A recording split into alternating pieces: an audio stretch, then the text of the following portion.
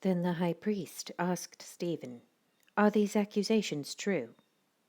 This was Stephen's reply: "Brothers and fathers, listen to me. Our glorious God appeared to our ancestor Abraham in Mesopotamia before he settled in Haran. God told him, 'Leave your native land and your relatives and come into the land that I will show you.' So Abraham left the land of the Chaldeans and lived in Haran until his father died. Then God brought him here to the land where you now live. But God gave him no inheritance here, not even 1 square foot of land. God did promise, however, that eventually the whole land would belong to Abraham and his descendants, even though he had no children yet. God also told him that his descendants would live in a foreign land, where they would be oppressed as slaves for 400 years.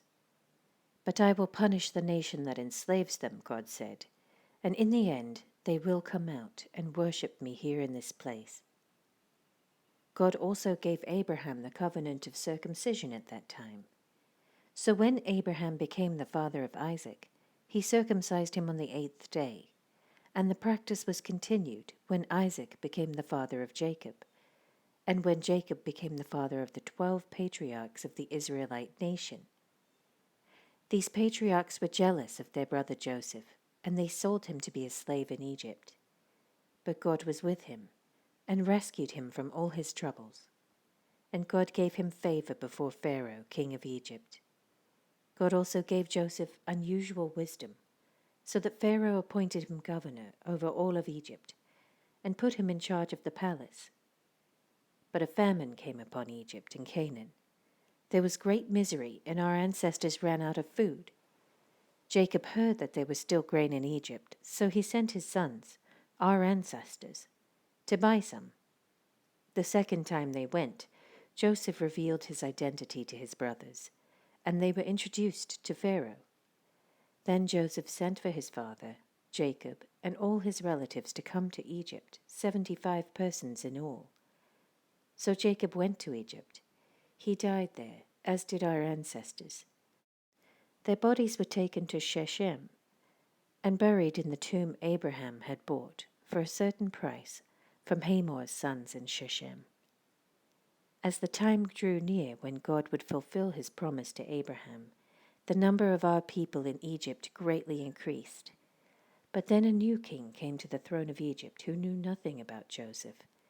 This king exploited our people and oppressed them, forcing parents to abandon their newborn babies so they would die. At that time, Moses was born, a beautiful child in God's eyes. His parents cared for him at home for 3 months.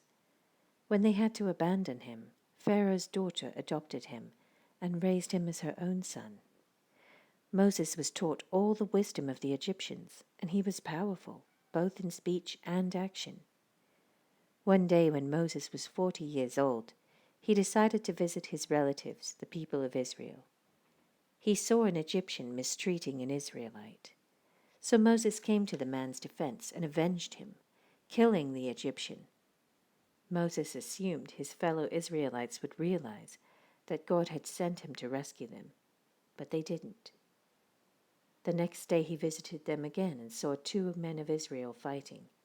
He tried to be a peacemaker. "Men," he said, "you are brothers. Why are you fighting each other?" But the man in the wrong pushed Moses aside. "Who made you a ruler and judge over us?" he asked. "Are you going to kill me, as you killed that Egyptian yesterday?" When Moses heard that, he fled the country and lived as a foreigner in the land of Midian. There his 2 sons were born.